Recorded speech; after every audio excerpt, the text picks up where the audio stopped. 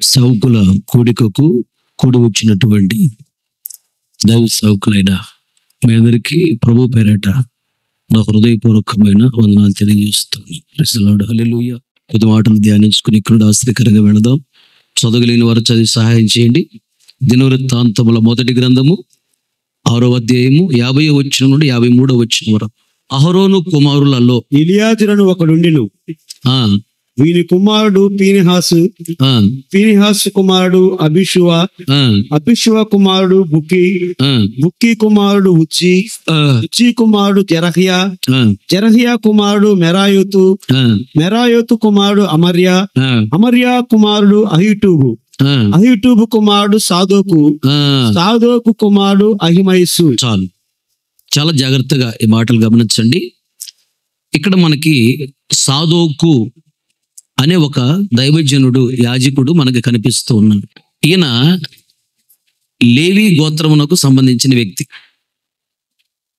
లేవికి 3 పిల్లలు, మిరియాము, అహరోను, మోషే.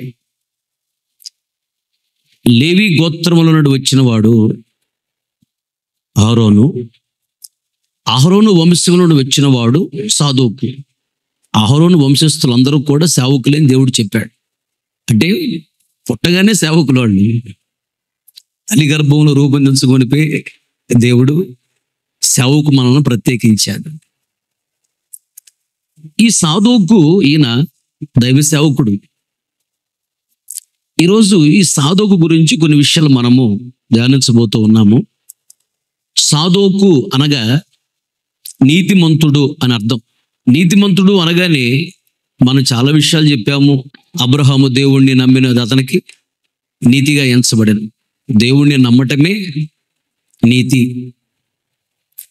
అని మనం ఎన్నో సందర్భాల్లో చెప్పాము. అయితే అబ్రహాము ఎలా నమ్మాడు?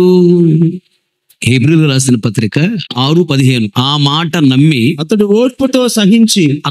ఓర్పుతో సహించి వాగ్దాన ఫలము పొందెను. చాలు, తలలు పైకెత్తి నా వైపు చూస్తూ నా మాటలు గమనించి. అబ్రహాము దేవుణ్ణి నమ్మెను, అది ఆయనకి నీతిగా ఎంచబడెను. అబ్రహాము నీతిమంతుడు. ఎలా నీతిమంతుడయ్యాడంటే దేవుణ్ణి నమ్మాడు. ఎలా నమ్మాడు? నమ్మినటువంటి ఆయన ఎలా ప్రవర్తించాడు? నిందలు వచ్చాయి అబ్రహాముకి, ఏం చేశాడు? ఓర్చుకున్నాడు, సహించాడు. అవమానాలు వచ్చాయి, దరిద్రత వచ్చింది, కరువు వచ్చింది, కష్టాలు ఎదురయ్యాయి, సమస్యలు ఎదురయ్యాయి, తిండి లేని పరిస్థితులు ఎదురయ్యాయి, ఎన్నో వేదనలు, రోగాలు, రకరకాల శోధనలు, సమస్యలు ఎన్నో ఎదురయ్యాయి. ఇన్ని ఎదురైనా అబ్రహాము విడిచిపెట్టి ఏ రోజున ఇంటికి వెళ్ళాడా? వెళ్ళలేదు. ఎన్ని వచ్చినా ఓర్చుకున్నాడు, సహించుకున్నాడు. ఎందుకు ఓర్చుకున్నాడు, ఎందుకు సహించుకున్నాడంటే దేవుణ్ణి ఆయన నమ్మాడు. ఈ నిందలు, ఈ అవమానాలు, ఈ దరిద్రత, ఈ కరువు, ఈ కష్టాలు, ఈ అప్పులు, ఈ రోగాలు, ఈ సమస్యలు, ఈ శోధనలు ఎల్లకాలము ఉండవు. ఒకరోజు దేవుడు నన్ను జ్ఞాపకం చేసుకుంటాడు, బహుగా దీవిస్తాడు నమ్మాడు. ఒకరోజు దేవుడు ఆయన రాజ్యాన్ని నాకు ఇస్తాడు నమ్మాడు. సంతానాన్ని దేవుడు ఒకరోజు తప్పనిసరిగా ఇస్తాడు నమ్మాడు. నా సంతానాన్ని దేవుడు గొప్ప చేస్తానన్నాడు నమ్మాడు. దేవుని చెప్పిన మాటలను నమ్మాడు. ఎన్ని వచ్చినా వెనుకకు చూడలేదు, అలాగే ముందుకు దూసుకొని వెళ్ళిపోయాడు. ఓర్చుకున్నాడంటే, సహించుకున్నాడంటే. ఇంకొక విధంగా గమనించినట్లయితే ఓర్చుకున్నాడు, సహించుకున్నాడు అంటే దాని గురించి ఎక్స్ప్లెనేషన్ క్లియర్గా తెలుగు బైబిల్ ఏం రాయబడిందంటే ఓపికతో ఎదురు చూశాడంట. సాదోకు అనగా నీతిమంతుడు. నీతిమంతుడు అంటే ఎలా ఉంటాడు? నీతిమంతుడు అంటే దేవుణ్ణి నమ్ముతాడు. దేవుణ్ణి నమ్మినటువంటి నీతిమంతుడు ఎలా ఉంటాడు? ఎన్ని వచ్చినా వెనుకకు చూడడు, వెనుకంజ వేయడు, సేవలో నుంచి వెనుకకు చూడడు. ప్రాణాలు సేవలో పోవాల్సిందే కానీ ఆన్ డ్యూటీ. సేవ విడిచిపెట్టి ప్రాణాలు పోతే జీవితం నాశనైనట్టే, పరలోక రాజ్యం లేదు. నాగటి మీద చేయి వేసిన వాడు వెనుకకు చూసినట్లయితే వాడు నాకు పాత్రుడు కాడు, అంటే నా రాజ్యానికి పాత్రుడు కాడు, నా శిష్యుడిగా ఉండటానికి యోగ్యుడి కాదు. సేవలో అడుగు పెట్టిన తర్వాత సేవలో చనిపోవలే కానీ వెనుకకు చూడకూడదు, వెనుకంచి వేయకూడదు. ఒకసారి తీర్మానం చేసుకున్న తర్వాత వెనుకకు చూడకూడదు, ఇక అంతే. సేవలో ముందుకు వెళ్ళిపోవాలి దూసుకొని. నీతిమంతుడు అంటే ఇలా ఉంటాడు. నిందలు వచ్చినా, అవమానం వచ్చినా, దరిద్రత వచ్చినా, కరువు వచ్చినా, కష్టాలు వచ్చినా, కన్నీళ్ళు వచ్చినా, శ్రమలు వచ్చినా, శోధనలు వచ్చినా సేవ విడిచిపెట్టి ఇంట్లో అడుగు పెట్టకూడదు. అది భయంకరమైన శాపం. ముఖం నుమ్మేస్తాడు దేవుడు, చెయ్యి విడిచిపెడతాడు, ముఖం చూడడు దేవుడు, నచ్చదు ఆయనకి. నీతిమంతుడు అంటే ఇలా ఉంటాడు. నీతి అనగానే దేవుడిని నమ్మాము అంటే ఒక మాటతో సరిపోదు. ఎన్ని వచ్చినా నా మంచికే అని నమ్మటమే నీతి. సహించుకోవాలి, ఓర్చుకోవాలి, అంతే. ఎందుకంటే మనల్ని పిలిచిన వాడు నమ్మదగిన దేవుడు. ఆయనకి తెలియకుండా ఏది మన జీవితంలోకి రాదు. మన తల వెంట్రుకల్లో ఒకటైనా రాలుట దేవుని చిత్తము కాదంట. అంటే ఆయనకి తెలియకుండా తల వెంట్రుకలు ఒక వెంట్రుక కూడా రాలదంట. అంటే దాని అర్థం ఏంటంటే ఏ చిన్న సమస్య వచ్చినా దేవునికి తెలియకుండా మన దగ్గరికి రాదు. దేవుడు పర్మిషన్ ఇస్తేనే అది మన జీవితంలోకి వస్తుంది, లేదా రాదు. అంత కేర్ తీసుకుంటాడు దేవుడు మన గురించి. దేవుడు అనుమతించాడు అంటే ఏదో కొత్త విషయాన్ని మనకు నేర్పిస్తున్నాడు అని అర్థం. ఏదన్నా ఒక శ్రమను, ఒక సమస్యను, ఒక నిందను, ఒక అవమానాన్ని, ఒక దరిద్రతను, ఒక కరువును, ఒక శోధనను దేవుడు అనుమతించాడు మన జీవితంలో కంటే మనకేదో కొత్త విషయాలు నేర్పించబోతున్నాడు. ఆయనకు కలిగిన పరిపూర్ణతకు ఎదిగించాలని ఆయన అనుమతించాడు. ఒకటే, మనము నీతిమంతులము. రేపు దేవుని ఎదుటి నీతిమంతులుగా కనపడాలంటే ఏది జరిగినా నా మంచికే, ఏది వచ్చినా నా మంచికే అని దేవుణ్ణి విడిచిపెట్టకుండా, సేవ విడిచిపెట్టకుండా, వాక్యాన్ని విడిచిపెట్టకుండా, భక్తిని విడిచిపెట్టకుండా, ఆజ్ఞల మార్గాన్ని విడిచిపెట్టకుండా రోషముగా ముందుకు దూసుకొని వెళ్ళటమే నీతి. ఇలాంటి వారిని నీతిమంతులు అంటారు. దేవునికి స్తోత్రం చెప్పాలి గట్టిగా, హల్లెలూయా. సాదోకు అనగా నీతిమంతుడు అని అర్థం. ఇతని యాజకుడు, నీతిమంతుడైన సేవకుడు. పరిశుద్ధాత్మ దేవుడు రాయించి పెట్టాడు ఆయన గురించి. నీతిమంతుడు, సేవకుడు. అలాగే ఈయన లేవి గోత్రానికి సంబంధించిన వాడు, అహరోను వంశానికి సంబంధించిన వాడు. ఇంకొక విషయం మనం గమనించినట్లయితే ఈయన యాజకుడు కదా, ఏం చేస్తాడు? సమూయేలు రాసిన 2వ గ్రంథము 8వ అధ్యాయము 17వ వచనం. అహీటూబు కుమారుడు సాదోకును, అబ్యాతారు కుమారుడు అహీమెలకును యాజకులు. ఇప్పుడు లేవి కాండము 1వ అధ్యాయము 3వ వచనం నుండి 5వ వచనం వరకు. దహన బలి రూపముగా అర్పించినది గోవులలోనిదైన ఎడల నిర్దోషమైన మగదానిని తీసుకుని రావలెను. తాను యెహోవా సన్నిధిని అంగీకరింపబడినట్లు ప్రత్యక్షపు గుడారం యొక్క ద్వారమునకు దానిని తీసుకొని రావలెను. అతడు దహన బలిగా అర్పించు పశువు తల మీద తన చెయ్యి నుంచవలెను. తల మీద చెయ్యి ఉంచవలెను. అతని నిమిత్తము ప్రాయశ్చిత్తము కలుగునట్లు అది అతని పక్షముగా అంగీకరింపబడును. చాలు. అలాగే లేవి కాండం 3వ అధ్యాయం 2వ వచనం. తాను అర్పించు దాని తల మీద తన చెయ్యి ఉంచి ప్రత్యక్షపు గుడారం యొక్క ద్వారమున దానిని వధింపవలెను. యాజకులకు అహరోను కుమారులు బలిపీఠము చుట్టూ దాని రక్తమును ప్రోక్షింపవలెను. చాలు. ఈ వాక్య భాగాన్ని గమనించినట్లయితే సాదోకు యాజకుడు, సేవకుడు. ఈయన చేసే పనేంటి? యాజకత్వము.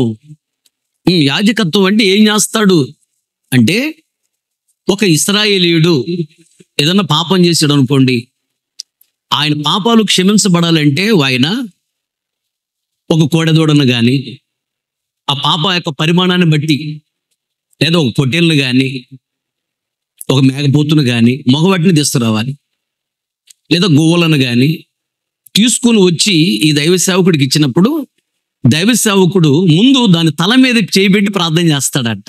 తల మీద చేయబెట్టి ప్రార్థన చేస్తాడు. అంటే పాపము చేసిన వ్యక్తి తన పాపాలు ఆ పశువు మీద మోపాడు. ఆ పశువు మీదకి వచ్చినటువంటి పాపాన్ని తల మీద చేయబెట్టి ప్రార్థన చేసి ఆ పాపాన్ని ఈయన మీద వేసుకుంటున్నాడు. ఇప్పుడు ఈయన దైవ సేవకుడు పాప భారాన్ని మోయాలి. అందుకని తిమోతికి రాస్తూ అంటాడు, చదవడం మాటలు, తిమోతికి రాసిన మొదటి పత్రిక 5వ అధ్యాయం 22వ వచనంలో, ఎవని మీదనైనను త్వరపడి ఎవని మీదనైనను హస్త నిక్షేపణము చేయకుము. హస్త నిక్షేపణ చేయ పరుల పాపములలో పరుల పాపము పాలివాడవై ఉండకు. పాలువాడి ఉండకు. తలపైకెత్తి నా వైపు చూస్తున్న మాటలు గమనించు. ఒక విశ్వాసి తల మీద చేయి పెట్టామంటే దాని అర్థం ఏంటి తెలుసా?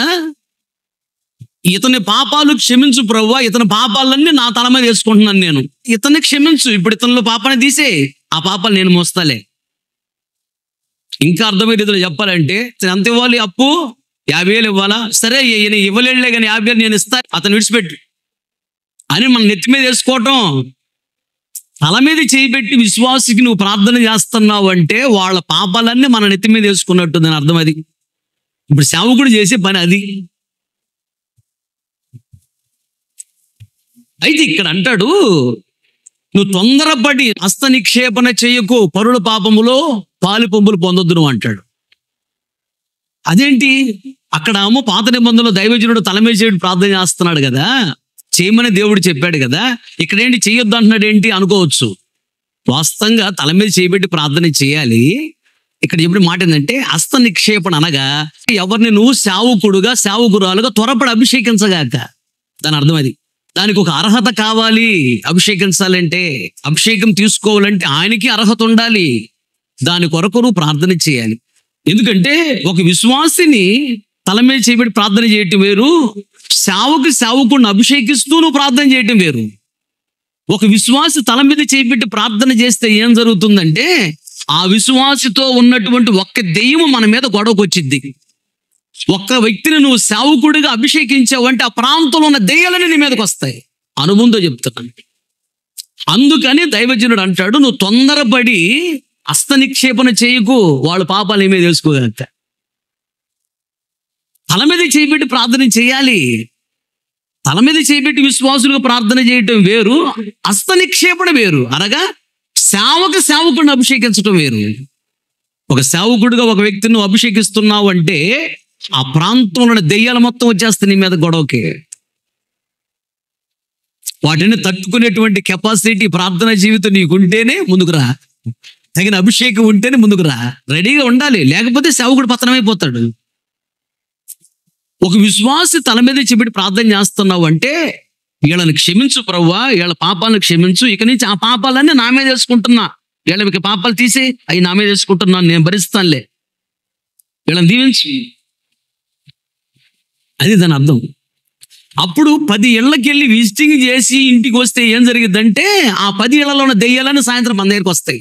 కావాలంటే చూడు, రాత్రి నిద్ర పట్టదు నీకు, వచ్చి నువ్వు ప్రార్థన చేసుకోకుండా పడుకున్నావా, నీకు నిద్ర పట్టనేవి. సేవ మామూలు విషయం కాదు. 10 మందికి ప్రార్థన చేసావు అంటే ఆ 10 దెయ్యాలు వస్తాయి నీ మీదకి.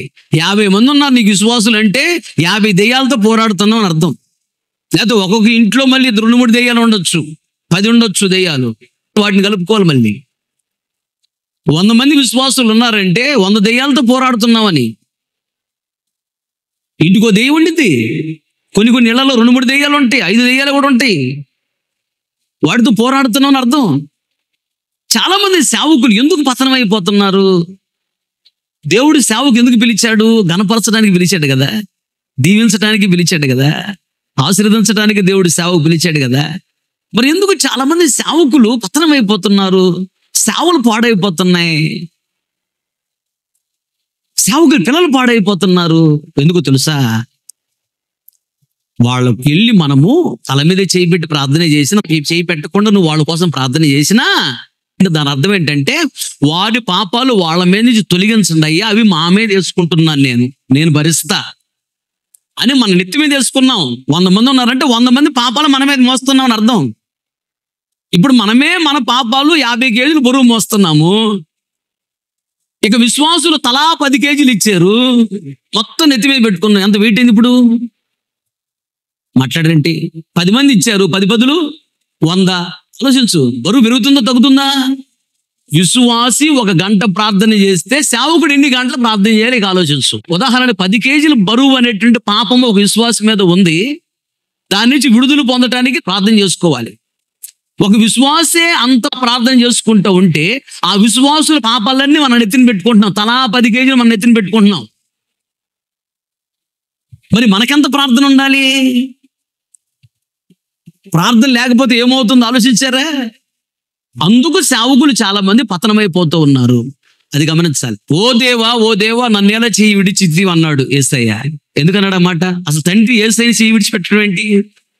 ఎందుకు విడిచిపెట్టాడు? భూలోకంలో మనుషులందరూ పాపాలు ఒక పాత్రలో వేసుకొని యేసయ్య ఆ పాపాలను తాగేశాడు.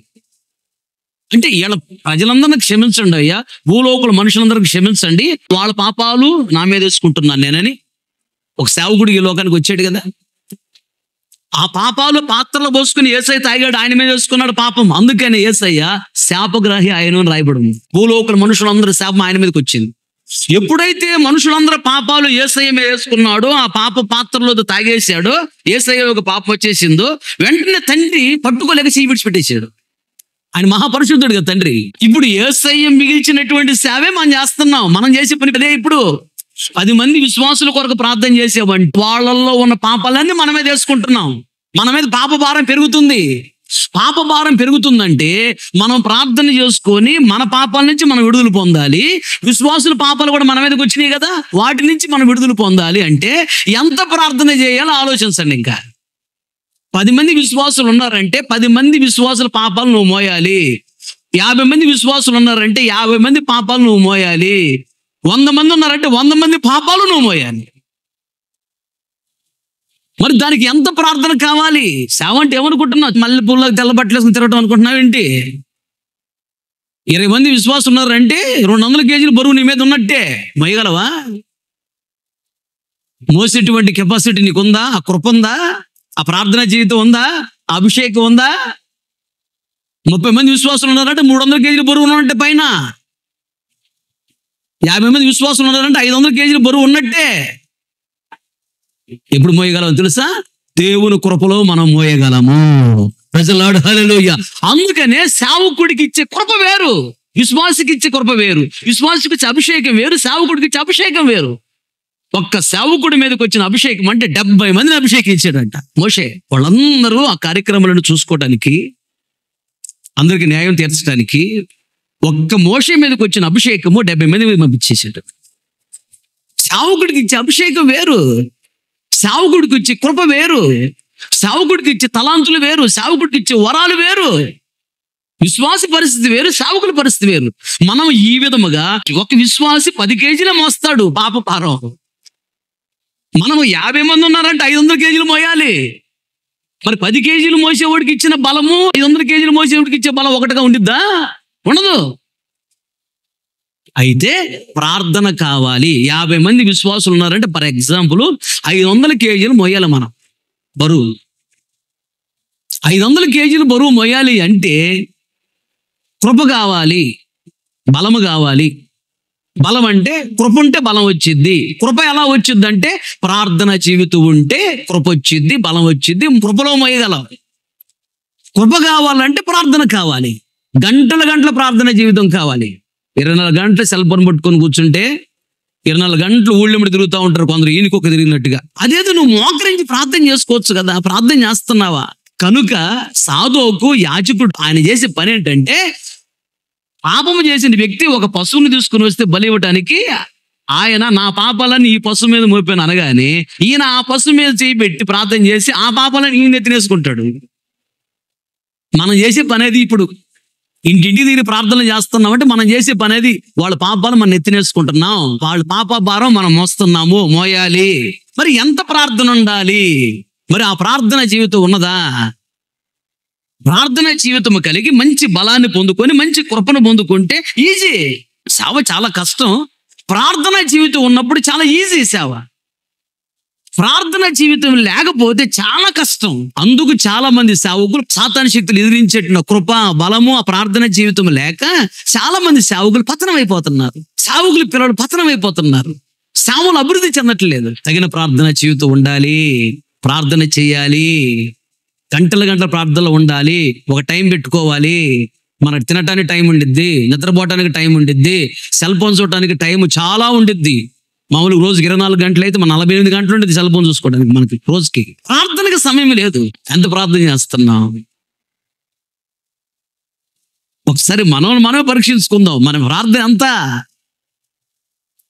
సంఘాన్ని నడిపించాలి, సంఘాన్ని కట్టాలి, సంఘాన్ని దేవుడి రాజ్యాన్ని సిద్ధపరచాలి అంటే ఒక ప్రత్యేకమైన ప్రార్థన జీవితం కావాలి, ప్రత్యేకమైన బలాన్ని పొందుకోవాలి, ప్రత్యేకమైన అభిషేకాన్ని పొందుకోవాలి, ప్రత్యేకమైన కృపను పొందుకోవాలి. అప్పుడు ఈజీ. మన పాపాలు మనం మోయగలము, వాటి నుంచి విడుదల పొందగలం ప్రార్థన చేసుకొని, విశ్వాసుల కోసం ప్రార్థన చేసి వారిని పాపం నుంచి విడిపించగలము.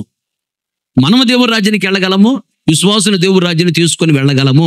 ఎంత భారం ఉందో మన మీద. అది సాధోకు రాగానే తల మీద చేయబెట్టి ప్రార్థన చేస్తాడు. భారం తన మీద వేసుకుంటున్నాడు. కనుక ఒక ఇంటికి వెళ్ళి ప్రార్థన చేస్తున్నావు అంటే వాళ్ళ భారాలన్నీ మన మీద వేసుకున్నాం. మనం వాళ్ళలో ఉన్న దెయ్యాలన్నీ తగిలించుకున్నట్టే మనం వస్తాయి. అట్లాగని ప్రార్థన చేయకుండా ఉంటావా? చెయ్యాలి, అది మన బాధ్యత. అయితే ప్రార్థనా జీవితము కలిగి చెయ్యాలి. దేవునికి స్తోత్రం. అదే మనం గమనించినట్టయితే కొలస్సీ రాసిన పత్రిక 1:28 అపోస్తలుడు పౌలు గారు చూడు ఏమంటున్నాడు? ప్రతి మనుషునికి క్రీస్తునందు సంపూర్ణునిగా చేసి ఆయన ఎదుట నిలవబెట్టవలెనని సమస్త విధములైన జ్ఞానముతో మేము ప్రతి మనుషునికి బుద్ధి చెప్పుచు ప్రతి మనుషునికి బోధించుచు ఆయనను ప్రకటించుచున్నాము. చాలు. ఒకరోజు మనకు అప్పగించిన విశ్వాసిని మనము ఏ విధమ చేతనైనా పరిపూర్ణతకు ఎదిగించి యేసయ్య ముందు ఒకరోజు నిలబెట్టాలి. దేవుడు లెక్క అడుగుతాడు. 100 మంది విశ్వాసులు ఇచ్చే కదా, ఏది 100 మందిని తీసుకొచ్చావా అడుగుతాడు. లేదా 2-3 వచ్చారా, మిగిలిన వాళ్ళు ఏమయ్యారు? వాళ్ళ కోసం నువ్వు ప్రార్థన చేయలేదు, వాళ్ళను పరిపూర్ణతకు ఎదిగించలేదు, వారి నా రాజ్యాన్ని నువ్వు సిద్ధపరచలేదు, పట్టినట్టున్నావు, పట్టించుకోలేదు. తీర్పు వాళ్ళని బట్టి ఒక తీర్పు, సేవకులైన మనకి డబల్ తీర్పు. ఒకటి మన గురించి, రెండోది సంఘము గురించి. మరి ఎంత జాగ్రత్తగా ఉండాలి మనం. 4 రోజుల క్రితం నాకు ఒక గుండె పగిలిపోయేటువంటి దర్శనం చూశాను నేను. నాకైతే భయం వేసింది. దర్శనంలో ట్రైన్ వస్తుంది, రైల్వే స్టేషన్కి పరిగెత్తుతున్నాను నేను. నాకు అనౌన్స్మెంట్ వినపడుతుంది రైల్వే స్టేషన్ నుండి. ఏమని వినపడుతుందంటే 2 నిమిషాల్లో ట్రైన్ రాబోతుంది అని. ట్రైన్ అంటే రాకడా. ఎంత సమయం అంట? 2 నిమిషాలు అంట. ఎంత దగ్గరగా ఉంది రాకడా. పరిస్థితులు కూడా అలాగే ఉన్నాయి. మీకు అర్థమవుతున్నాయా? దేవుడు చెప్పినటువంటి సూచనలన్నీ ఎక్కడో జరుగుతాయి అనుకుంటున్నావా? యెరూషలేములోనే జరుగుతాయి. యెరూషలేమును గమనిస్తూ యెరూషలేము వార్తలు వింటూ ఉండు. సినిమాలో హీరో చిన్న చిన్న విలన్లు మొత్తం మడగొట్టేస్తాడు. లాస్ట్ క్లైమాక్స్ లో మెయిన్ విలన్ వస్తాడు. మెయిన్ విలన్ పడగొట్టేసాడు అంటే సినిమా అయిపోయినట్టు. ఇంకా అదనే కదా, మీకు అర్థం కావడం కూడా చెప్తున్నా. అలాగే చిన్న చిన్న శత్రువులందరూ పడగొట్టేశారు ఇజ్రాయెల్. ఇప్పుడు మెయిన్ విలను ఎవరు? Main villain Iran. Main villain ఇరాన్తో పోరాడుతున్నాడు ఇజ్రాయెల్. ఇప్పుడు త్వరలో 3వ ప్రపంచ యుద్ధం రాబోతుంది. ఇరాన్ పక్షమున ముస్లిం దేశాలన్నీ వచ్చేస్తాయి, ఇజ్రాయెల్ పక్షాన కొన్ని దేశాలు వచ్చేస్తాయి. 3వ ప్రపంచ యుద్ధం వస్తుందండి. 3వ ప్రపంచ యుద్ధం వస్తే 3వ ప్రపంచ యుద్ధంలో ఇజ్రాయెలే జయిస్తారు. జయించారంటే అక్కడ ఉన్నటువంటి ఆ మసీదుని పడగొట్టి మందిరం కడతారు, 3వ మందిరం. ఇజ్రాయెల్ వాళ్ళేమో ఆగరో పొరపాటున ఎట్టన్న 3వ మందిరం కట్టాల్సింది అంటున్నారు. వాళ్ళకి మందిరం కట్టడానికి సపోర్ట్గా ట్రంప్ ఉన్నాడు. 3వ ప్రపంచ యుద్ధం జరగడానికి సిద్ధంగా ఉంది. పరిస్థితులు అలా ఉన్నాయి. 3వ ప్రపంచ యుద్ధం జరిగిందంటే ఇశ్రాయేలు జయిస్తారు, 3వ మందిరం కడతారు. అక్కడ యెరూషలేములో మందిరం కట్టారంటే ప్రభు వచ్చేస్తాడు. అక్కడ ఎంత దగ్గరగా ఉందో చూడు. 2 నిమిషాలు అన్నాడు ప్రభు. ఎప్పుడు నాకు అలా చెప్పలేదు. నా గుండె పగిలిపోయింది. వామ్మో 2 నిమిషాలా? రోజులు కాదు, సంవత్సరాలు కాదు, చాలా దగ్గరగా ఉంది ఆయన రాకడ. మరి మనం ఎలా ఉన్నాం? మనం సిద్ధపడుతున్నామా? మనకిచ్చిన సంఘాన్ని సిద్ధపరుస్తున్నామా? ప్రార్థన. మనం సిద్ధపడుతూ సంఘాన్ని సిద్ధపరచాలంటే మెయిన్ ప్రార్థనా జీవితం, మంచి ప్రార్థనా జీవితం ఉండాలి. దేవునికి స్తోత్రం. చెప్పలు గట్టిగా హల్లెలూయా. వారి మీద ఉన్న పాపాలన్నీ మనమే తొలగించాలి ప్రార్థన చేసి. మన మీద ఉన్న పాపాలు మనమే తొలగించుకోవాలి ప్రార్థన చేసుకొని. ఆ పాప భారాన్ని మనం మోయాలి. ఆ తర్వాత అంట పశువును వధించిన తరువాత దాని రక్తాన్ని తీసుకొచ్చి బలిపీఠం చుట్టూ ప్రోక్షించాలంట. రక్త ప్రోక్షణ వలన పరిశుద్ధపరచబడుతుంది. బలిపీఠం పరిశుద్ధపరచబడాలి. ఇప్పుడు ఈ బలిపీఠం దేనికి సాదృశ్యంగా ఉందంటే అక్కడ ఎవరైతే పాపము చేసి వచ్చారో వారు హృదయమునకు సాదృశ్యం ఉన్నది బలిపీఠం. ఆ పశువు రక్తాన్ని తీసుకుని బలిపీఠం చుట్టూ ప్రోక్షిస్తాడంట సాధువుకు దైవజనుడు. ఆ బలిపీఠమే ఆ పశువును తీసుకొచ్చినటువంటి విశ్వాసి యొక్క హృదయం. అది వారి హృదయాలను మనం పరిశుద్ధపరచాలి. అది మన బాధ్యత, మన భారం. ఆ తర్వాత సాధువుకు గురించి కొన్ని విషయాలు ఏంటంటే, దావీదు 3వ కుమారుడు అబ్షాలోము దావీదుకి విరోధముగా లేచి దావీదును చంపి ఆయనే సింహాసనం మీద కూర్చొని పరిపాలన చేయాలని ఆలోచన.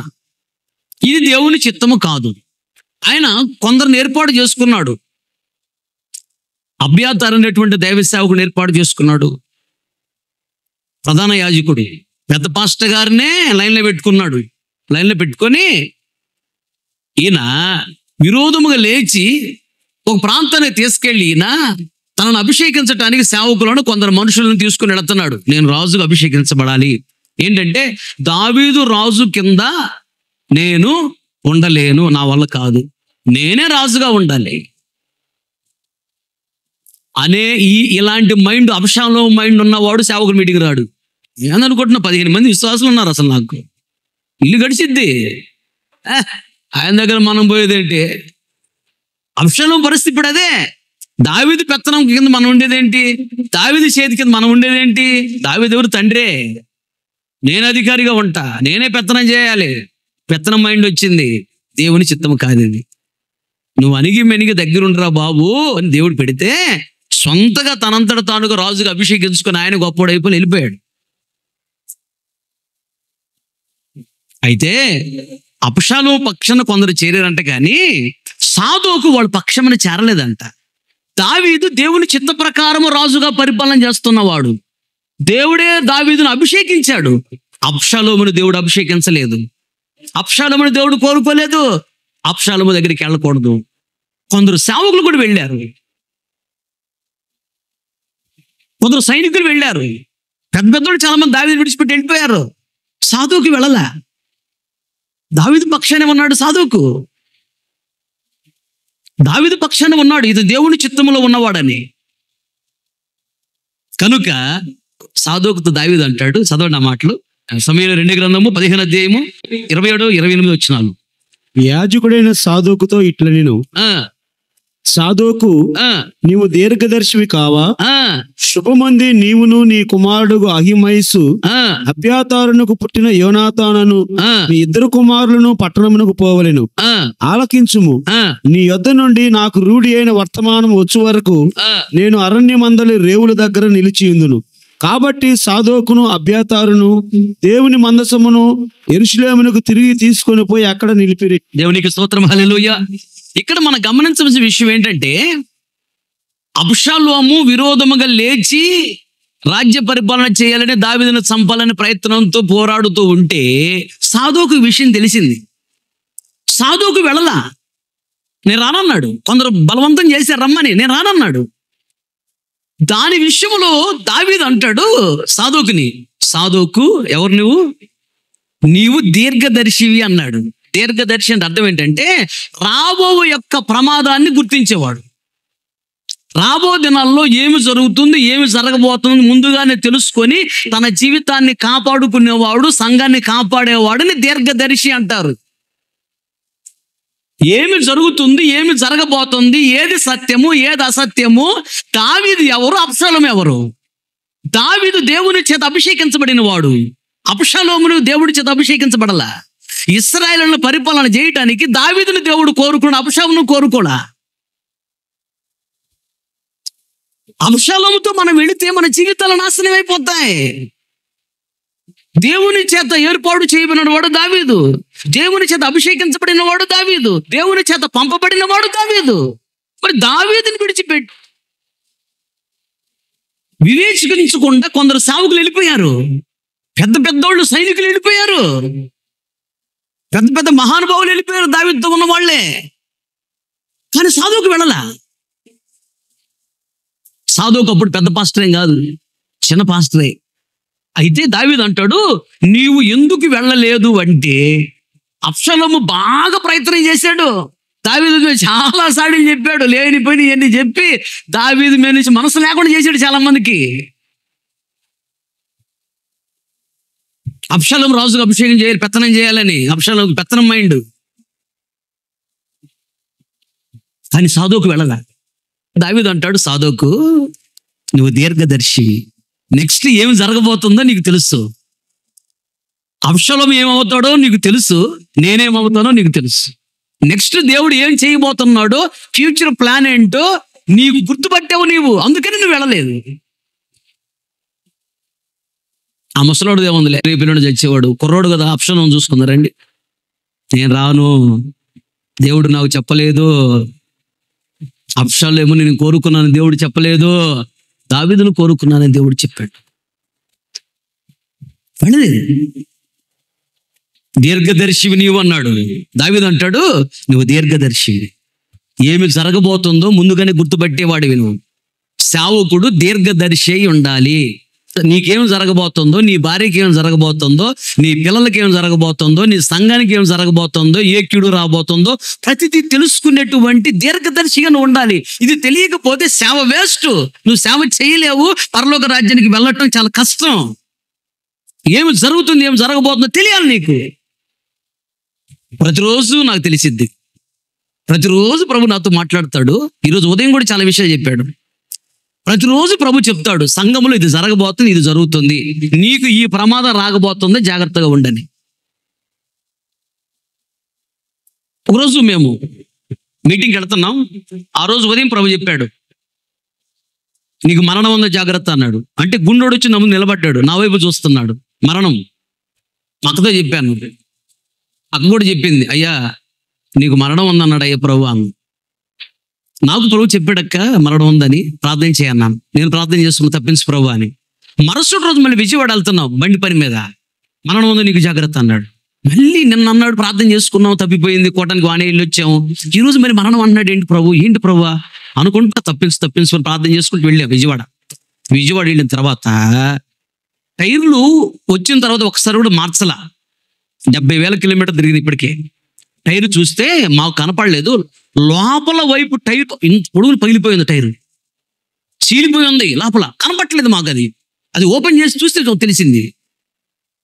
అది ఏ మాత్రము ట్యూబ్లెస్ టైర్, అది ఏ మాత్రం కొంచెం లీక్ అయినా పగిలిపోద్ది, కారు బయటికి సైడ్కి లాగేస్తుంది, పల్టీలు కొట్టుకుంటూ వెళ్ళిపోద్ది, బతకడం కష్టం. మళ్ళీ వెళ్ళేటప్పుడు 120 స్పీడ్లో వెళ్ళాం హైవేలో, టైర్ పగిలితే మా పరిస్థితి ఏంటి? ఎట్లా మరణం అంటున్నాడు ఏంటబ్బా అనుకుంటున్నాను నేను. అక్క చెప్పింది, అయ్యా కారు 3 పల్టీలు కొట్టిందయ్యా, యోహాన్ అయితే కోమలోకి వెళ్ళిపోయాడు అయ్యా, నీ పరిస్థితి ఘోరంగా ఉందా ఏం చెప్తుంది. నాకు ఇలా వచ్చిందయ్యా కళ అని, ప్రార్థన చేయి అని నేను ప్రార్థన చేసుకున్నాను. తప్పించు ప్రభు అని. అక్కడికి వెళ్ళిన తర్వాత టైర్ చూసిన తర్వాత నాకు అసలు కొంచెంసేపు అశ్వర్యంగా అనిపించింది అనమాట. ఇంత పొడుగులు పగిలిపోయింది టైర్, గాలి ఉందో లోపలే, మరి గాడి బయటికి రాదా. ఎంత ఆశ్చర్యం చూడు దేవుడు చేసిన కార్యం. ముందే చెప్పాడు కాబట్టి ప్రార్థన చేసుకున్నది బేళ్ళ, అది పేలితే పరిస్థితి అయిపోయినట్టే. ఇలా ఎన్నో ఏమి జరగబోతుందో, సంఘములో విశ్వాసుల్ని ఎవరిని నమ్మాలి, ఎవరు నమ్మకూడదు, ప్రతిదీ నాకు తెలిసిద్ది. కానీ నేను చెప్పను, చెప్తే మనం దూరం అయిపోతారు.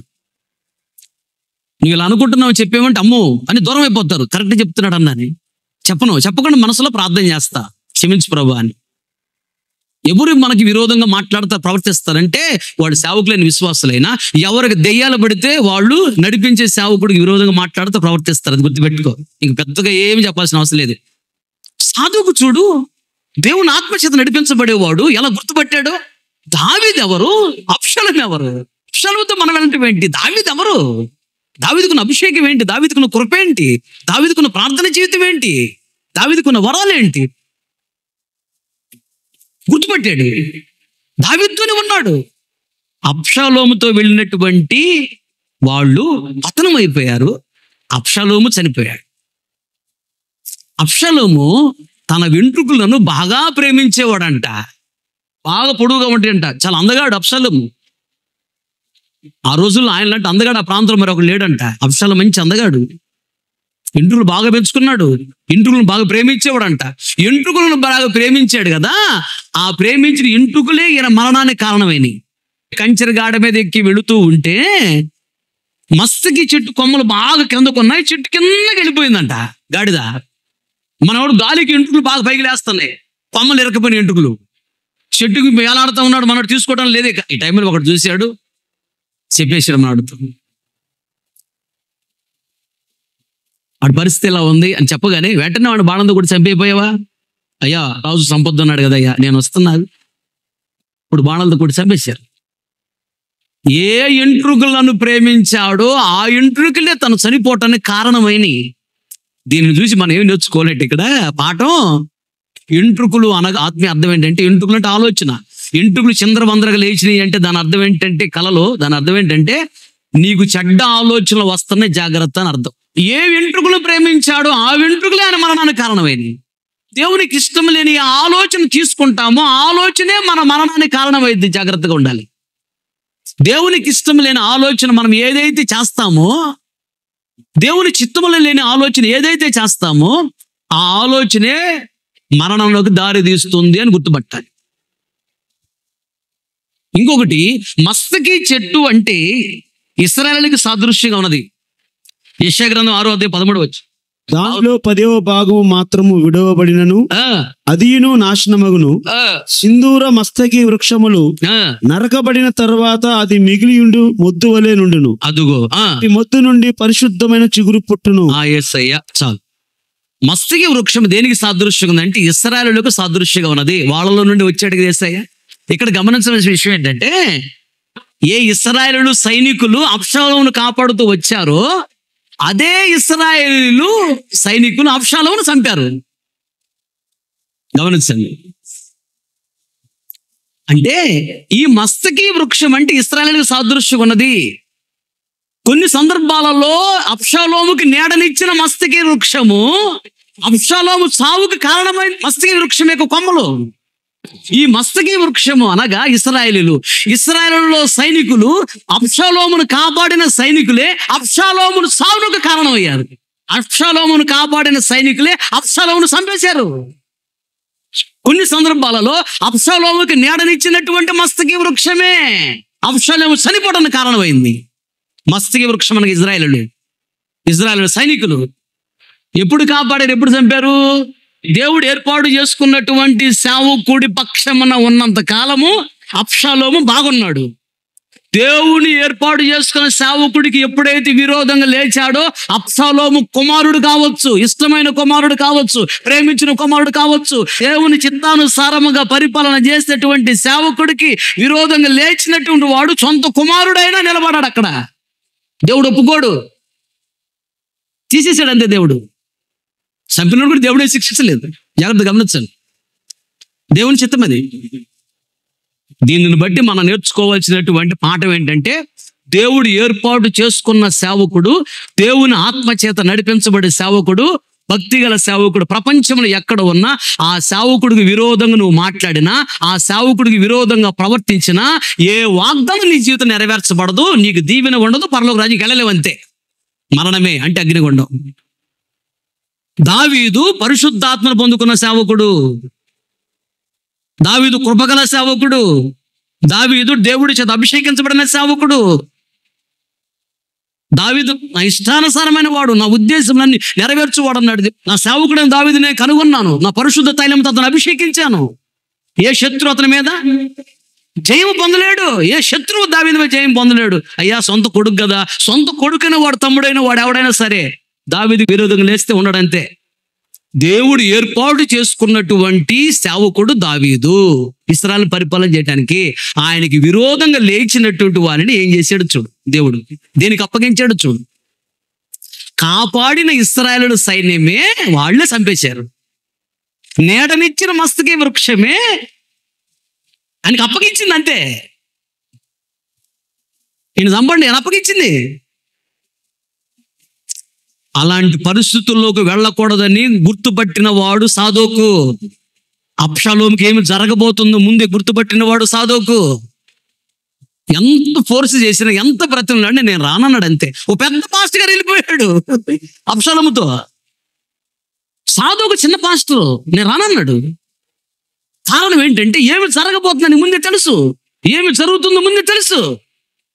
కొత్తగా నేను సేవకు వచ్చినప్పుడు ప్రార్థన చేసి అది జరుగుతుంది ఇది జరుగుతుందని చెప్తుంటే నాతో పాటు సేవకులంతా పగపగ నవ్వేవాళ్ళు. ఎందుకంటే వాళ్ళు కొత్తగా వచ్చారు, వాళ్ళకి ఏం తెలియదు.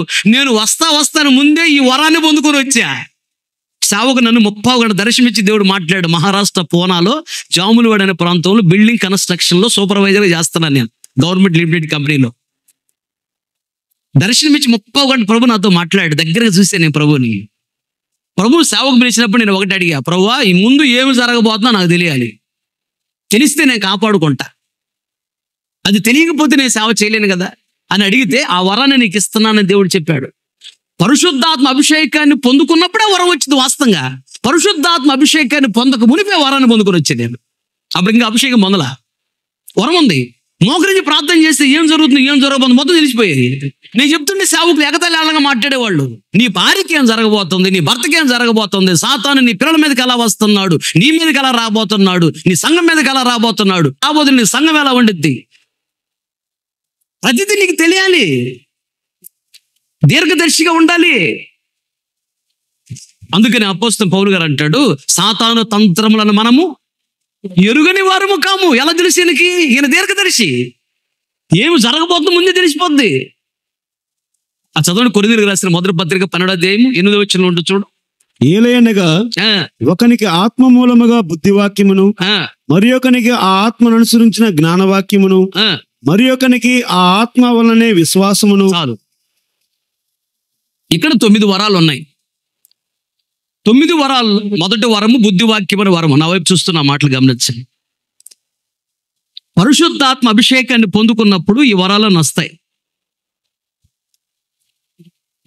ఒక్కొక్కరికి ఒక్కొక్క వరములో పరిమాణం ఎక్కువిస్తాడు దేవుడు. అలాగే పరిశుద్ధాత్మ అభిషేకాన్ని పొందుకోనగానే ఈ వరాలను వచ్చేస్తాయి.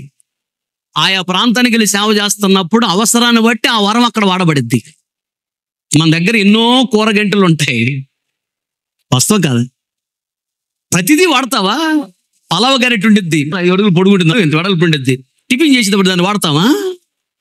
ఎప్పుడన్నా ఏదైనా ఫంక్షన్ చేసుకునేటప్పుడు దాన్ని బయటకు తీస్తాం. చాలా గరిటెలు ఉన్నా అవసరాన్ని బట్టి ఇట్లా పొడుచుకొని తినాలకు పోరుకు తీసుకుంటాం. మామూలు స్పూన్కి రాదు ఇట్లా పొడవాలంటే. అవసరాన్ని బట్టి వాటిని వాడుకుంటావు. పరిశుద్ధాత్మ అభిషేకాన్ని పొందుకున్నప్పుడు ఈ వరాలు వస్తాయి. ఆయా ప్రాంతానికి వెళ్ళినప్పుడు అవసరాన్ని బట్టి అక్కడ ఆ వరాన్ని దేవుడు మనం వాడుకోవడానికి కృపణిస్తాడు, వస్తాయి. అయితే ప్రతి సేవకుడికి ఉండవలసిన వరం ఏంటంటే బుద్ధివాక్యం అని వరం ఉండాలి. బుద్ధివాక్యం అంటే ఆయా ప్రాంతానికి వెళ్ళి మన వాక్యం చెప్పేటప్పుడు ఆ ప్రాంతానికి ఏం అవసరమో కరెక్ట్గా దేవుడు మన నోటి ద్వారా ఆడ మాట్లాడిస్తాడు. అది బుద్ధివాక్యం అని వరం. మీరు రాజుల దగ్గరికి వెళతారు, అధికారుల దగ్గరికి వెళతారు, ఏం చెప్పాలని భయపడవద్దు. ఆ సమయం మీకు ఏది అవసరమో ఆ పరిశుద్ధాత్మ దేవుడు మీ నోటికి అది ఇస్తాడు. అదే బుద్ధివాక్యం అని వరం. ఇది జ్ఞానవాక్యం అనే వరం అంటే ఏంటంటే ఏమి జరగబోతుందో ముందే నీకు తెలిసిద్ది. కళ ద్వారా, దర్శనం ద్వారా దేవుడు నీతో మాట్లాడతాడు. కొన్ని సందర్భాలలో ప్రేరేపణ వస్తా ఉంటుంది, లోపల ప్రేరేపణ. వాళ్ళ నమ్మవుతుంది, అది గుర్తుపట్టాలి, ఇది దేవుని ప్రేరేపణ అని. లేదా ఆ ఇంటికి వెళ్ళొద్దు, వాళ్ళతో స్నేహం చేయొద్దు అని ఒకటే ప్రేరేపణ వస్తుంది. అది మంచి ప్రేరేపణ, దేవుని ప్రేరేపణ. ఇది జ్ఞానవాక్యం అని వరం. ఏమి జరగబోతుందో ముందు నీకు తెలియాలి. తెలిస్తే నువ్వు జాగ్రత్త పడతావు. ఎవరు నమ్మాలి, ఎవరు నమ్మకూడదు, ఎవరింటికి వెళ్ళాలి, ఎవరింటికి వెళ్ళకూడదు, ఏది తినాలి, ఏది తినకూడదు, ప్రతిదీ నీకు తెలిసింది. అది తెలియాలి. అది తెలిసినప్పుడే సాతాను చేతులు పడకుండా మన జీవితాలను మనం కాపాడుకోగలము. అది తెలియాలి. దేవునికి స్తోత్రం చెప్పనని గట్టిగా హల్లెలూయా. కనుక జ్ఞానవాక్యం అనే వరము. అందుకని తెలియక వాళ్ళు జ్ఞానవాక్యం అనే వరము లేక సేవకులే వెళ్ళారు. దీర్ఘదర్శులు కాదు వాళ్ళు. సాధువుకు చిన్న పాస్టర్ అయినా ఇతని దీర్ఘదర్శి, జ్ఞానవాక్యం వరం కలిగిన వాడు. గుర్తుపట్టాడు. అబ్షాలోముతో వెళితే జరిగేది ఏంటి? నెక్స్ట్ అబ్షాలోము ఏమైపోతాడు? దేవుడు ఏర్పాటు చేసుకున్న సేవకుని విడిచిపెట్టి వెళితే ఏమైపోతాడు? గుర్తుపట్టాడు.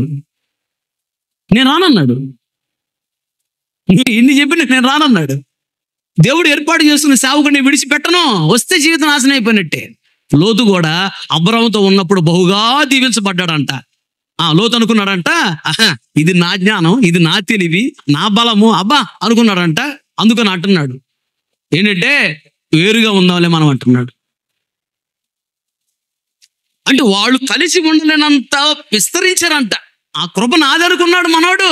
అబ్రహాముతో ఉన్నాడు కాబట్టి అబ్రహాం మీదకి వచ్చిన కృప లోతు మీదకి వచ్చింది. తిక్కలోడికి తెలియక ఇది నా జ్ఞానం, నా తెలివి అనుకున్నాడు. ప్రక్కకి వెళ్ళిపోయిన తర్వాత అర్థమైంది. సొదొమ కుమార పట్టణానికి వెళ్ళేటప్పుడు సొదొమ కుమార పట్టణం ఏదైనా తోటలాగా ఉందంట. ఈయన పోయినాక నాశనం అయింది. అది ఈయన వాకముందు ఏదైనా తోటలాగా ఉంది, ఈయన పోయినాక నాశనం అయింది. వెళ్ళేటప్పుడు మందలు ఉన్నాయి, ఈయనకి ఉన్నాయి లేవా? వెళ్ళేటప్పుడు మందలు ఉన్నాయి, దాసులు ఉన్నారు, దాసురాండ్లు ఉన్నారు, చాలా గొప్పగా వైభవంగా ఉన్నాడు. కానీ ఈయన సొదొమ కుమార పట్టణాలను తగలబెట్టడానికి వచ్చినప్పుడు దేవదూతలు ఈయన బయటకు తీసుకొచ్చేటప్పుడు ఏమైనా ఉన్నాయా? మందలు ఉన్నాయా? మందలు లేవు. ఆస్తులు ఉన్నాయా? అన్ని సంవత్సరాలు సంపాదించిన ఆస్తులు ఉన్నాయా? ఆస్తులు లేవు. చివరికి కట్టుకున్న పెళ్ళం కూడా రాలా, కాలిపోయింది కదా, ఉపస్తంభం అయిపోయింది కదా. పిల్లలు చూడండి పాడైపోయారు, పిల్లలు వ్యభిచారులు అయిపోయారు, పాడైపోయారు. కారణము దేవుడు ఏర్పాటు చేసుకున్న సేవకుడితో ఉన్నంత కాలము లోతు దీవెనకరంగా ఉన్నాడు. వెళ్ళిపోయిన తర్వాత జీవితం నాశనం అయింది. గుర్తుపట్టలేకపోయాడు. అతనికి దీర్ఘదర్శి అనే జ్ఞానవాక్యం వరం లేదు. అబ్రహాము చేసిన ప్రార్థన బట్టి లోతు కాపాడబడ్డాడు. జస్ట్ అంతే, లోతు ఒక్కడే కాపాడబడ్డాడు. భార్య కూడా రాలా ఆ కృప. అలాగే అబ్షాలోము సొంత కొడుకు అయిండి కూడా దావీదు మీద ఉన్న కృప అబ్షాలోముకు లేదు. దావీదు దీర్ఘదర్శి, అబ్షాలోము కాదు. మా నాన్న ఎవరు? దేవుని ఆత్మచేత నడిపించబడేవాడు, అభిషేకం పొందుకున్నవాడు, కృప పొందుకున్నవాడు, వరం పొందుకున్నవాడు.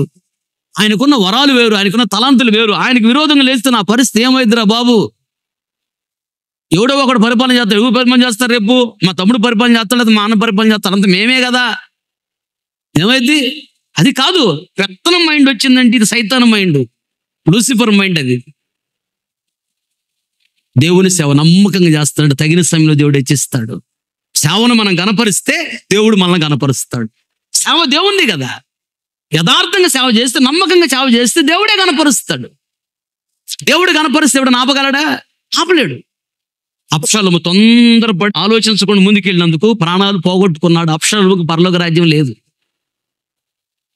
దావీదుకి ఏమైనా అయిందా? మరలా తీసుకొచ్చి దేవుడు దావీదు సింహాసనం మీద కూర్చోబెట్టాడు. దావీదుని ఇంకా కనపరిచాడు దేవుడు. గట్టిగా చప్పట్లు కొడితే దేవుడు నాను మైపరచాడు. ఆమేన్, హల్లెలూయా. దేవుని ఆత్మచేత నడిపించబడే ఒక సేవకుడితో నువ్వు ఉన్నావా? నువ్వు ధన్యుడివి, ధన్యురాలవి. ఆ కృప నీ మీద ఉండిద్ది. కానీ నిన్న ఆదివారము మీలో ఒక సేవకుడి గురించి దేవుడు నాకు చెప్పాడు. సడన్ గా ఒక సుడిగాలు వచ్చింది. అతని తల మీద ఉన్న ఎంట్రుకలన్నీ లేచిపోయినాయి. తల మీద ఎంట్రుకలు లేచిపోయిన గుండు వచ్చేసింది అతనికి. గుండు అనగా మరణం, గుర్తుపెట్టుకో. అంటే ఆ సేవకుడికి ఆదివారం మరణం ఉందని అర్థం. నేను వెంటనే పట్టుదలతో విడిచిపెట్టని ప్రార్థన చేసి, అయ్యా కాపాడు, కాపాడు, కాపాడయ్యా. నువ్వు కాపాడకపోతే మేము కాపాడబడలేము, నువ్వు రక్షించకపోతే రక్షణ పొందలేము, కాపాడయ్యా, సేవకుడిని కాపాడయ్యా ప్రార్థన చేశా. ఇక్కడే ఉన్నాడు, క్షేమంగా ఉన్నాడు, వచ్చాడు, తప్పించుకున్నాడు మరణాన్ని. కారణము దేవుని ఆత్మచేత నడిపించబడే సేవకుడు సహవాసంలో ఉన్నాడు కాబట్టి కాపాడబడ్డాడు. ప్రైజ్ ది లార్డ్, హల్లెలూయా.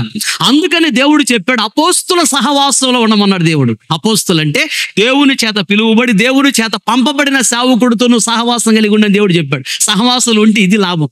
సాతాను నీ మీద చెయ్యి వేయాలి అంటే వెంటనే సేవకుడు బయలుపరుస్తాడు. మీలో ఏదో జరుగుతున్నా ప్రభు నాకు బయలుపరుస్తాడు. ఏ ప్రమాదం రాపోతున్నా ప్రభు నాకు బయలుపరుస్తాడు, నేను చూపిస్తాడు. వెంటనే ప్రార్థన చేస్తా, తప్పించు ప్రభు, కాపాడు ప్రభు అని, విడిపించు ప్రభు అని. తప్పించబడతారు. కనుక దేవుని ఆత్మచేత నడిపించబడే దైవజనుడితో ఉన్నాడు. సాదోకు కనపరచబడ్డాడు, దీవించబడ్డాడు, ఆశీర్వదించబడ్డాడు. ఆ తర్వాత గమనిస్తే నెక్స్ట్ మళ్ళీ 4వ కుమారుడు విరోధంగా లేచాడు. ఎవరైనా? అదోనియా. ఆల్రెడీ ముందు జరిగింది ఆయనకి తెలుసు. ఆయన ముందున్నటువంటి ఆడు 3వ వాడు చచ్చాడు అన్న సంగతి తెలుసుగా. సిగ్గు లేనివాడు అనమాట. సిగ్గు లేక మళ్ళీ ఈడు కూడా విరోధంగా లేచాడు. లేచి కొందరు సేవకులను తీసుకొని వెళ్ళాడు, కొందరు విశ్వాసం తీసుకెళ్ళాడు, కొందరు సైనికులను తీసుకొని వెళ్ళాడు. అబ్షాలోముకు పట్టింది, ఇప్పుడు అదోనీకు పట్టింది, తీసుకుని వెళ్ళిపోయాడు. అప్పుడు కూడా రమ్మని పిలిచారు. ఆహ్వానం వచ్చింది. సాదోకి నేను రానన్నాడు. నేను పొర్రపాటును దావీదు విడిచిపెట్టి రాను. జరిగింది ఏంటంటే అక్కడ పరిస్థితులు ఘోరం అయిపోయింది. ఈలోపు దావీదు మేలుకొని సొలొమోను రాజుగా అభిషేకించాడు. దావీదు దగ్గర ఉన్న సైన్యాధిపతి వెళ్ళిపోయాడు అదోనియా దగ్గరికి. అతను సంపబడ్డాడు, చనిపోయాడు. చదవండి ఆ మాటలు. రాజుల మొదటి గ్రంథము 1వ అధ్యాయం 7-8 వచనాలు. అతడు సెరూయా కుమారుడైన యోవాబుతోను యాజకుడైన అబ్యాతారుతోను ఆలోచన చేయగా వారు అదోనియా పక్షము వహించి అతనికి సహాయం చేసిరి గాని యాజకుడైన సాదోకును యెహోయాదా కుమారుడైన బెనాయాను ప్రవక్త అయిన నాతానును షిమీయును రేయియును దావీదు యొక్క శూరులను అదోనియాతో కలిసి కొనక ఉండిరి. చాలు చాలా జాగ్రత్తగా గమనించండి. ఆ తర్వాత ఇంకొక మాట చూడు. రాజుల మొదటి గ్రంథము 2వ అధ్యాయం 35 వచ్చింది. అక్కడే ఉంచు. రాజు అతనికి బదులుగా యెహోయాదా కుమారుడైన బెనాయాను సేనాధిపతిగా నియమించెను. మరియు రాజు అబ్యాతారునకు బదులుగా యాజకుడైన సాదోకును నియమించెను. చాలు. తలల పైకెత్తి నా వైపు చూస్తూ ఇప్పుడు నా మాటలు గమనించాను. అదోనియా కూడా దావీదుకి విరోధంగా లేచాడు, వెళ్ళాడు. అదోనియా విలువను పోగొట్టుకున్నాడు, ప్రాణాలు పోగొట్టుకున్నాడు. తప్పించుకోవాలని చెప్పి మందిరంలోకి వెళ్ళి బలిపీఠం కొమ్ములు పట్టుకున్నా విడిచిపెట్టాల, బయటకి తీసుకొచ్చి చంపేశాడు. దావీదు నాకు విరోధంగా లేచిన అబ్షలోము చనిపోయాడు, అదోనియా చనిపోయాడు. అదోనియాతో పాటు వెళ్ళాడు సైన్యాధిపతి. ఎవరతను? యోవాబు. సైన్యాధిపతి 13 లక్షల మంది నడిపించే సైన్యాధిపతి. అడిగే ఉన్న జ్ఞానం ఉందా? 13 లక్షల మంది మీద అధికారిగా పెడితే యోవాబు వెళ్ళాడు. చెప్పుడు మాటలు అంత బాగా పనిచేస్తే యేసుడు. ఆవిది ఎవరు? అదోనియా ఎవరు? అబ్యాతారు ప్రధాన యాజకుడు, పెద్ద పాస్టర్ గారు. ఈయన వెళ్ళొచ్చా? మనోనేత్రం మోయబడితే అర్థం కాదు. పెద్ద పాస్టర్ గారు ఏంటి దావీదు విడిచిపెట్టి వెళ్ళిపోయాడు అదోనియా దగ్గరికి. ఉన్న కొరకు పోగొట్టుకున్నాడు, పోస్ట్ పోగొట్టుకున్నాడు, పోస్ట్ ఊడిపోయింది. పెద్ద పాస్టర్ మందిని అడుగు పెట్టడానికేక లేదు, దూరం అయిపోయాడు. కృప పోయింది, దేవుని పోయింది, ఘనత పోయింది, తలెత్తుకోలేని పరిస్థితి. అప్పుడు దావీదుతోనే ఉన్నటువంటి బెనాయాన్ని సైన్యాధిపతిగా నిలబెట్టాడు. హల్లెలూయా. అతను అనుకున్నది కాదు ఇది. యోవాబు పోగొట్టుకున్నాడు, బెనాయాని పిలిచినా నేను రానన్నాడు. నిలబడ్డాడు రోషంగా, దేవుని ఆత్మచేత నడిపించబడేవాడని నిలబడ్డాడు. అందుకు ఒక చిన్న సైనికుడు బెనాయా ఇప్పుడు 13 లక్షల మంది అధికారి అయ్యాడు, గణపరచబడ్డాడు. దేవునికి స్తోత్రం. సైనికుడే, సైన్యాధిపతి అయ్యాడు బెనాయా. అబ్యాతారు పెద్ద పాస్ గారు ఇండు కూడా వివేచించకుండా దావీదుని విడిచిపెట్టి వెళ్ళినందుకు ఏమైపోయాడు?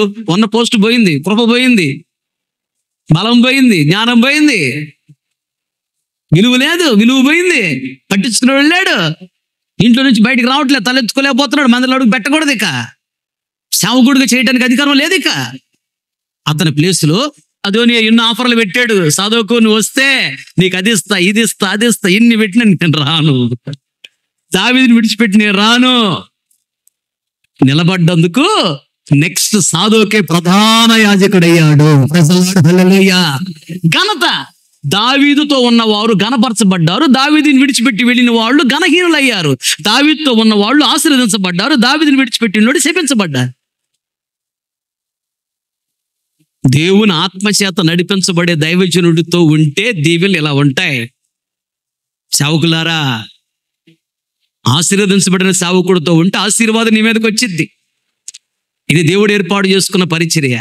ఇక్కడ దేవుడు ఏర్పాటు చేసుకున్న సేవకులు ఉన్నారు, దేవుడు ఏర్పాటు చేసుకున్న సేవకుడు ఉన్నాడు. ఇక్కడ ఈ సేవకుడు మీరు ఐక్యత కలిగి ఉన్నప్పుడు నా మీదకి వచ్చే అభిషేకం మీ మీదకి వచ్చింది, నా మీదకి వచ్చే కృప మీ మీదకి వచ్చింది, నా మీదకి వచ్చే దీవెన మీ మీదకి వచ్చింది, నా మీదకి వచ్చిన వరాల తలాంతులు మీ మీదకి వస్తాయి. దేవుడు వచ్చినప్పుడు మిమ్మల్ని మీ సంఘంలో కూడా దేవుడు తీసుకుని వెళ్తాడు. పర్లోకం అంతేనా? ఆమేన్. హల్లెలూయా. ఈ సత్యము తెలిసిన వాడు దేవుని ఆత్మచేత నడిపించబడే సేవకుని విడిచిపెట్టడానికి ఏ సేవకుడు కూడా ఇష్టపడడు. చివరికి ఒక మాట చదివి ముగించుకుందాం. దినవృత్తాంతాల మొదటి గ్రంథం 6వ అధ్యాయం 53వ వచనం. జెరహ్యా కుమారుడు మెరాయోతు కుమారుడు అమర్య కుమారుడు అహీటూబు కుమారుడు సాదోకు కుమారుడు అహిమయస్సు. ఈ సాదోకు అహిమయస్సు కన్నాడంట. అహిమయస్సును సాదోకు కన్నాడు. అంటే ఇక్కడ అహిమయస్సు అంటే దాని అర్థం ఏంటంటే బుద్ధి చెప్పగల సహోదరుడు అని అర్థం. బుద్ధి చెప్పే మంచి మనసును కన్నాడు, మంచి మనసును కలిగి ఉన్నాడు అని అర్థం. బుద్ధి చెప్పే మనసు అంటే అర్థం ఏంటంటే ఒక తోటి సేవకుడు ఏదన్నా చిన్న పొరపాటులో ఉన్నప్పుడు ప్రేమగా నీవు అతనికి చెప్పాలి, బ్రదర్ నీ గురించి నాకు కల వచ్చింది, నీ గురించి నాకు దర్శనం వచ్చింది, అది నీవు ఇప్పుడు ఇలా ఉన్నావని నేను అనను, ఒకవేళ నీకు రాబోవు శోధనేమో, ప్రార్థన చేసుకో బ్రదర్, నేను నీ కోసం ప్రార్థన చేస్తాను, జాగ్రత్త, నీ ఇష్టం, అలా ఉంటే ఏం జరగబోతుందో తెలుసా అని నువ్వు హెచ్చరించాలి. తోటి సేవకుడిని హెచ్చరించాలి, తోటి సేవకురాలను హెచ్చరించాలి. కానీ ఆ విషయము నువ్వు ఎవరు చెప్పకూడదు. ఎవరు చెప్పారు నీకు? అది దేవుడు చెప్పాడు. ఎందుకు చెప్పాడు? ఆయనకి చెప్పి ప్రార్థన చేస్తావని చెప్పాడే కానీ ఊరు మొత్తాన్ని చెప్పి సాటిని పెడతావని చెప్పలా. ఒక సేవకుడి గురించి నీకేదన్నా చెప్పాడు అంటే దేవుడు జనాలకు ఎవరు చెప్పకూడదు. నువ్వు జనాలకు చెప్పి నువ్వు గోల చేస్తున్నావు అంటే దాని అర్థం ఏంటి తెలుసా? దేవుడు నిన్ను నమ్మి నీకు చెప్పాడు నువ్వు ప్రార్థన చేస్తావని. నువ్వు జనాలకు చెప్పి గోల చేస్తున్నావు అంటే దేవుడికి నువ్వు నమ్మక ద్రోహం చేస్తావని అర్థం. నిన్ను నమ్మి ఆ సేవకుడు, ఆ ఉదాహరణకి ప్రక్కనే మెషేక్ ఉన్నాడు కదా, ఈ పాస్టర్ గారు చెప్పాడు అనుకో, అప్పుడు ఆయన ఎవరికి చెప్పకూడదు, ఆయనకి చెప్పాలి. అన్న నాకు ఇట్లా వచ్చింది, దయచేసి ఏమనుకోవద్దు, నాకు ఇలా కల వచ్చిందన్న మీ మీద, ఏదన్నా రాబో శోధనేమో ప్రార్థన చేసుకోండి అన్న, నేను కూడా ప్రార్థన చేస్తాను అని చెప్పలే. కానీ నీ భార్యకి కూడా చెప్పకూడదు, నువ్వు నీ పిల్లలకి చెప్పకూడదు, అసలు మీద నాకు ఇలా కల వచ్చి చెప్పకూడదు. దేవుడు నిన్ను నమ్మి నీకు ఎందుకు చెప్పాడు? అది సీక్రెట్. దేవుడు చెప్పాడు, నేను నమ్మాడు, ఆయన నిన్ను నమ్మి నీకు చెప్పాడు. ప్రార్థన చేసి అతన్ని హెచ్చరించాలి, నువ్వు అతన్ని నిలబెట్టాలి, సరైన పద్ధతుల్లో ప్రార్థన చేయాలి. నోరుంది నెట్టపడితే 10 ఉందని చెప్పావు అంటే మనం ఏది విత్తుకుంటే చెప్పరేంటి, ఏది విత్తుకుంటే అది కోసుకోవాలి. అలాగే నీ గురించి కూడా 10 మంది చెప్పుకునేటట్టు చేస్తాడు దేవుడు. నీ పిల్లల గురించి 10 మంది చెప్పుకునేటట్టు చేస్తాడు. ఎందుకంటే అది వాక్యం, అది ఏది విత్తుకుంటే అది కోసుకోవాలి. సాదోకు అహిమయస్సు అనేటువంటి కుమారుని కన్నాడు. అహిమయస్సు అనగా బుద్ధి చెప్పు సహోదరుడు. బుద్ధి చెప్పే శత్రువు కాదు. శత్రు బుద్ధి అలా చెప్పడు. సహోదరుడు ఎలా బుద్ధి చెప్తాడు? మేలు కోరి సహోదరుడు బుద్ధి చెప్తాడు. మేలు కోరి బుద్ధి చెప్పాలి. బుద్ధి చెప్పుట, బుద్ధి చెప్పే మనస్సును కలిగి ఉన్నాడు సాదోకు. దాని అర్థం అది, బుద్ధి చెప్పే మనస్సు. ఎదుటి వ్యక్తిని మనం హెచ్చరించాలి. ఎదుటి వ్యక్తి ఏదైనా పొరపాటు చేసినప్పుడు గద్దించాలి, హెచ్చరించాలి, సరిచేయాలి, ప్రార్థన చేయాలి. అలా ఉండకూడదు. ప్రభు ఈరోజు ఒక వ్యక్తి గురించి నాకు కల వచ్చింది, ఎప్పుడు చెప్పాల ప్రభు, ఈరోజు చెప్పాడు, ఆశ్చర్యం వేసింది నాకు. అట్లాగని వచ్చిన కళ ప్రతిదీ దేవుడు చెప్పాడు అంటానికి లేదు మళ్ళీ. ఎందుకంటే సాతాను మన నోటిని వాడుకోవాలని చూస్తాడు, దేవుడే మన నోటిని వాడుకోవాలి, సాతాను వాడుకోకూడదు. మోకరించండి, ప్రార్థన చేసుకో. స్తోత్రం, స్తోత్రం, స్తోత్రం, స్తోత్రం, స్తోత్రం. మహాగణుడా, పరిశుద్ధుడా, సర్వాధికారి, సర్వశక్తి సంపన్నుడా, నా తండ్రి మీకు స్తోత్రం. గత దినములన్నీ ప్రభువా మీ కృపలో దాచారు. భయంకరమైనటువంటి పోరాటాలలో ప్రభువా మీరు తండ్రిగా, నాయకునిగా, ప్రధాన యాజకుడిగా ఉండి అనుక్షణం మమ్మల్ని తప్పిస్తూ కాపాడుతున్నందుకు స్తోత్రాలు ప్రభువా. పరిశుద్ధాత్మ దేవుడా, మరొక సేవకుల కుడికిలోనికి మమ్మల్ని నడిపించి ఈ దినాన ప్రభువా ప్రార్థించిన రీతిగా దైవజనుని ప్రభా అభిషేకించి మీ దాసులో నుంచి ఒక శ్రేష్టమైన ఉపదేశాన్ని మీరు మాకు ఇచ్చినందుకు స్తోత్రాలు చెల్లిస్తున్నాను ప్రభా. సాధోకును మా ఎదుటి పెట్టి అద్భుతమైనటువంటి నాయన విషయాలు మీరు తెలియజేసినందుకు స్తోత్రం, స్తోత్రం, స్తోత్రం. సాధోకు నీతిమంతుడని, సాధోకు యాజకుడని, సాధోకు దీర్ఘదర్శని, సాధోకు దావీదు పక్షంగా నిలబడినవాడని, సాధోకు అయ్యా బుద్ధి చెప్పే సహోదరుడని, అహిమయస్సుని అనుభవం స్వభావం కలిగిన వాడని ఈ దాసుని ద్వారా నాయన బయలుపరిచినందుకు స్తోత్రాలు చెల్లిస్తున్నాను ప్రభువా. ఎన్ని పరిస్థితులు, ఎన్ని పోరాటాలు, ఎన్ని శోధనలు, సమస్యలు, ఎన్ని ప్రతికూలతలు వచ్చినా మిమ్మల్ని నమ్మి విశ్వాసముతో ముందుకు కొనసాగాలి, దేనికి భయపడకూడదని మీరు తెలియజేసినందుకు స్తోత్రాలు ప్రభువా. అబ్రహాము జీవితంలో ఎన్ని పోరాటాలు వచ్చినా, ఎన్ని సమస్యలు వచ్చినా విశ్వాసముతో ముందుకే కొనసాగాడు ప్రభువా. విశ్వాసులకు తండ్రిగా పిలువబడ్డాడు ప్రభువా. మీకు స్తోత్రము నాయన. మా జీవితాల్లో కూడా ఈ సేవా రంగములో ఎన్ని పరిస్థితులు ఎదురవుతున్నా విశ్వాసముతో ప్రభువా ముందుకే కొనసాగుటకు గురియత్తుకు పరిగెత్తగలిగిన కృపను మీరు మాకు దయచేయమని ప్రార్థిస్తున్నాను ప్రభువా. మీకు స్తోత్రము నాయన. తండ్రి, అనేకుల పాప భారములను మోయగలిగిన శక్తి, బలము, అభిషేకము, సామర్థ్యము మాకు దయచేయమని ప్రార్థిస్తున్నాను ప్రభువా. మమ్మల్ని మేము భరించాలి అయ్యా. అనేకుల పాప భారములను మోయగలిగిన ఆ ప్రభావము, శక్తి, బలమును మాకు దయచేయమని ప్రార్థిస్తున్నాను ప్రభువా. గొప్ప ప్రార్థన జీవితం మేము కలిగి ఉండాలని హెచ్చరించారు ప్రభు. సాతాను శక్తులతో నిరంతరం పోరాటం ఉందన్నావు ప్రభు. అవును నాయన, సేవ అంటేనే సాతాను శక్తితో పోరాటం అని సెలవిచ్చావు ప్రభు.